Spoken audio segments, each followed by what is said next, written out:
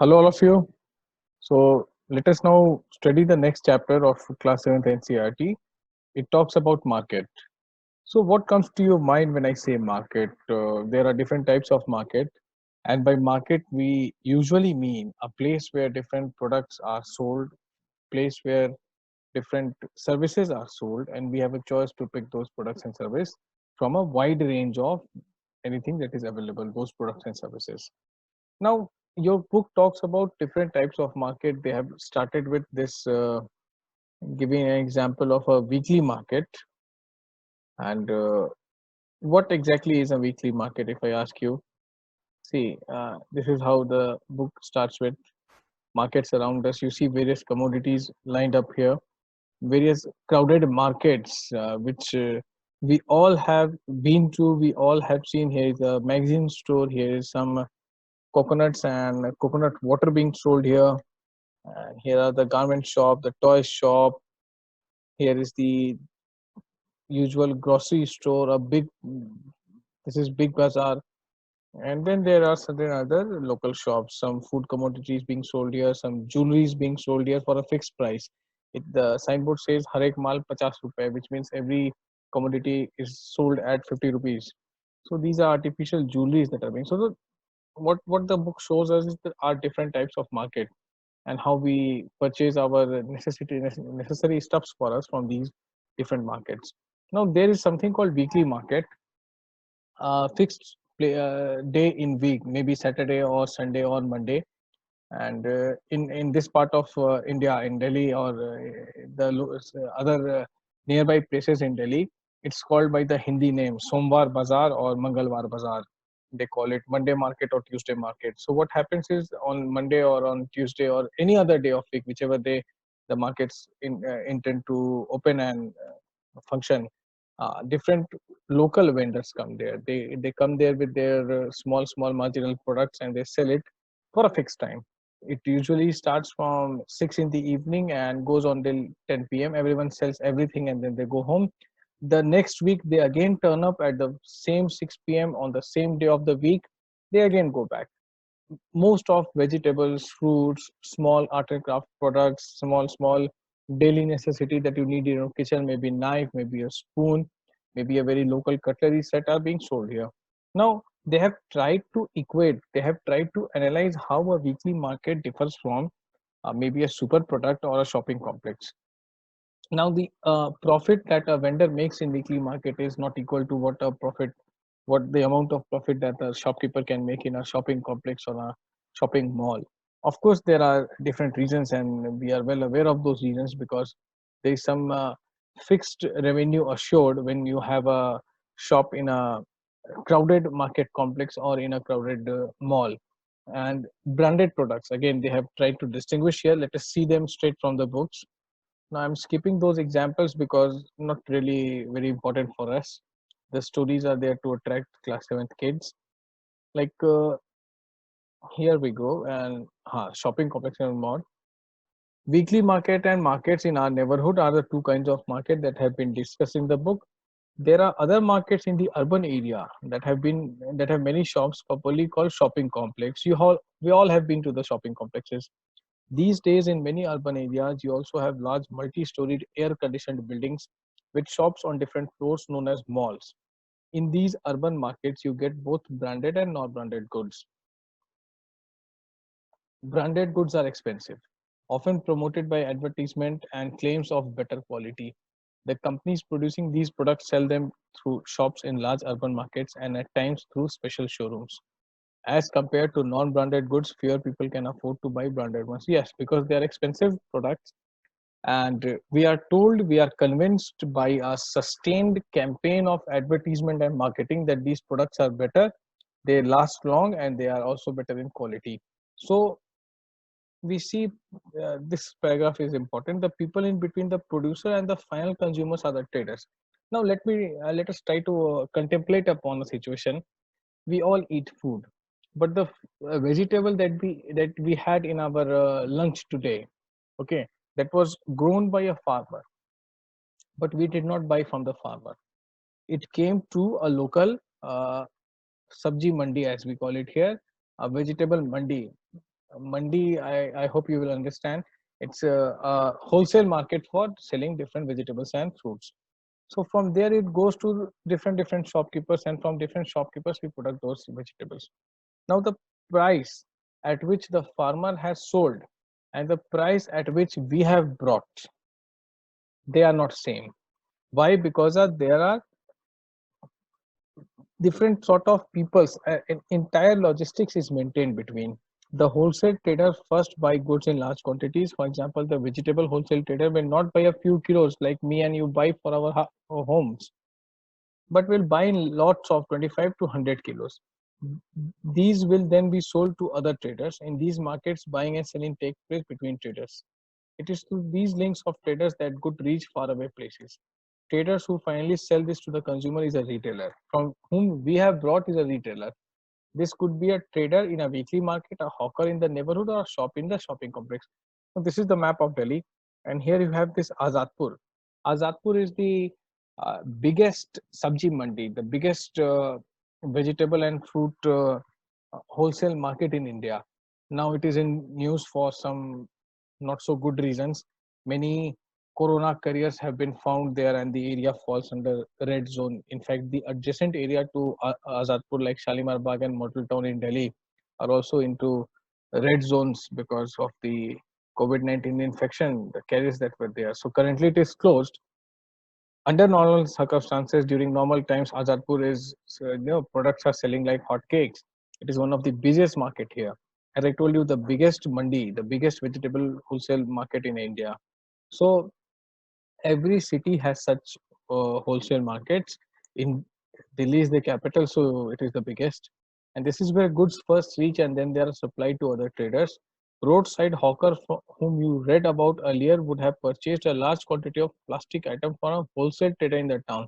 Now, this is what people do here. Currently, I am in Gurgaon, and trust me, there are different vegetable shops, big vegetable shops, who are there in busy commercial complexes, who buy vegetables from Azadpur. Now, post this corona crisis, they are ensuring, they are guaranteeing that no, we are not bringing this from Azadpur, we are bringing it from somewhere else. So, see, from Delhi to even in Gurgaon and to different parts of Delhi, most of the vendors in Delhi buy from this very wholesale market, Azadpur. So this is what a wholesale market does. The retailers picks the large amount of, now me and you, if you go there, how much vegetable we will buy, and they will not give us. They will say that I won't give less than 50 kgs. Now what will me or you do with 50 kgs? Okay, so we are not buying for selling, we are buying for consuming. We need hardly 1 to 2 to 3 kgs. They don't deal in such small piece of deliveries. So that is why retailers buy them and then sell it to people like us. So this is how it works. And a chain of market is set up. When we purchase, we may not be aware of the chain of market through which these goods travel before they reach us. So that is what is explained here. And we have seen different marketplaces where people buy and sell a variety of goods and service. All these markets are in a specific locality and work in a particular manner and time. However, it is not always necessary that one has to go to market to. We can also order things. You know, there are many portals on which we can make an order and the thing will be delivered to us. Now that is an e-market, electronic form of market. In everything can be delivered. Your daily necessities, your clinical and nursing necessities, food items, everything can be delivered nowadays. Again, if you are in city where they maintain their service, not in far-flung places. So large number of goods and are bought and sold. You know Flipkart, you know Amazon, you know Big Basket, so on and so forth. These are the famous retail online retail initiatives through which we can buy and even sell our products. Now the concluding part, that is markets and equality. There are different people. One is a small trader with little money to run up the shop, whereas the other is able to spend a lot of money to set up the shop. They also earn unequal amounts. The weekly market trader earns little compared to the profit of a regular shop owner in a shopping complex. Similarly, buyers are differently placed. There are many who are not able to afford the cheapest of goods, while others are busy shopping in malls. Thus, whether we can be buyers or seller in this different market depends upon other things, on the money that we have. So here they have tried to explain and analyze whether markets create equality or they perpetuate inequality.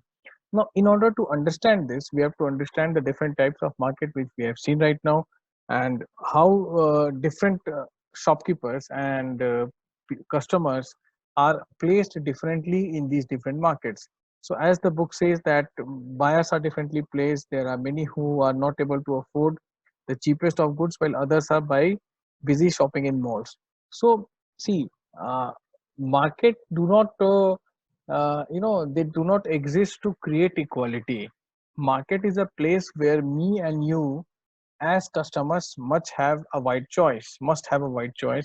And for a producer or for a seller, there must be options where he can, if you think that my product is good, my service is good, bring it in the market. If people will like it, it will survive. If not, it will not.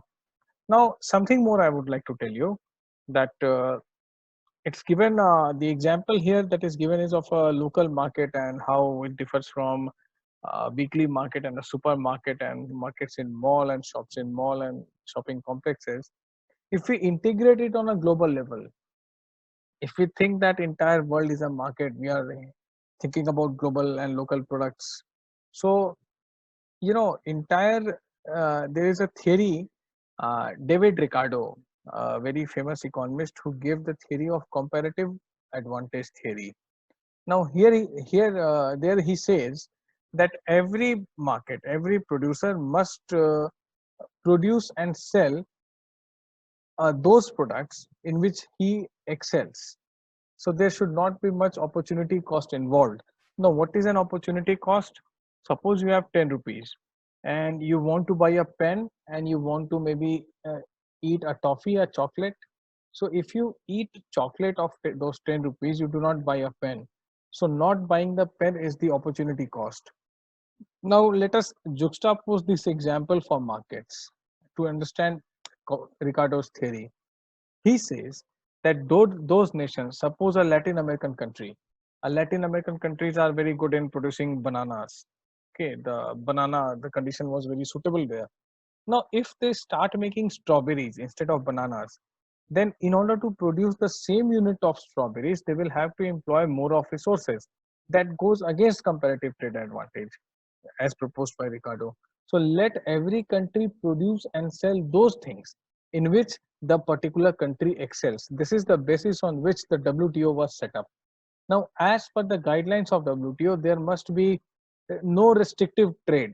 It's not in book. We will study it in details later on also. But let me explain this here, because we are studying markets. That as per WTO, no country should not allow any product or service from other country to enter into its host country. And likewise, India should allow products from every country to sell in India. Now, what will happen is, if we do this in theory as proposed by WTO and Ricardo, our local goods will not sell that much, because the products coming from abroad would be of greater quality. Now, there is another related concept of dumping. China does that very often. We hope that post Corona, there will be a different world order where this tendency of China will be checked. Now, what China actually does, or what anyone does when they are up to dumping, uh, they flood your market with cheap goods. Like we see everywhere in India, you see Chinese products. So we all start buying those Chinese. Suppose a battery, a cell, which you put a pencil battery. Okay, you all understand what is a pencil battery. Now, a Nippo or an Everready battery is available for maybe 12 or 15 rupees. Now the Chinese batteries are selling for 5 or 7 rupees. So we all are, incentivized to purchase Chinese batteries. So everyone starts buying Chinese battery. The indigenous Nippo and Everready have to shut their shops. Now only Chinese batteries are available.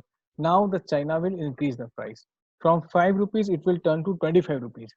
Now you cannot go back and purchase Nippo and Everready because the shops are closed. This is what is called dumping. Okay, so markets and equality, this discussion can go on and on and on. So there are provisions. There must be provisions to check this dumping tendency, and that is why when in your book there is an example given of a supermarket and a grocery stall that is very next to our home. We step out of home, we see a small grocery shop we purchase our daily items from there. That is why when these Walmart and all were lobbying to come to India, India did not allow it because all these local shops would be closed. So equality again is a very relative concept, and we have to study this also in details in class 11th political theory book. So this is what I wanted to discuss with you all, and please revise these things. Very soon we are having a question answer session. Till then, read everything, whatever we have done from class 6 and 7th. Please see these chapters, see these recordings, see your AWPs that are given to them. Please read those answers that I have picked as best answers. They are best because of some reasons. And we will soon discuss how to write a good answer. Till then, keep taking good care of yourself and happy studying to all of you.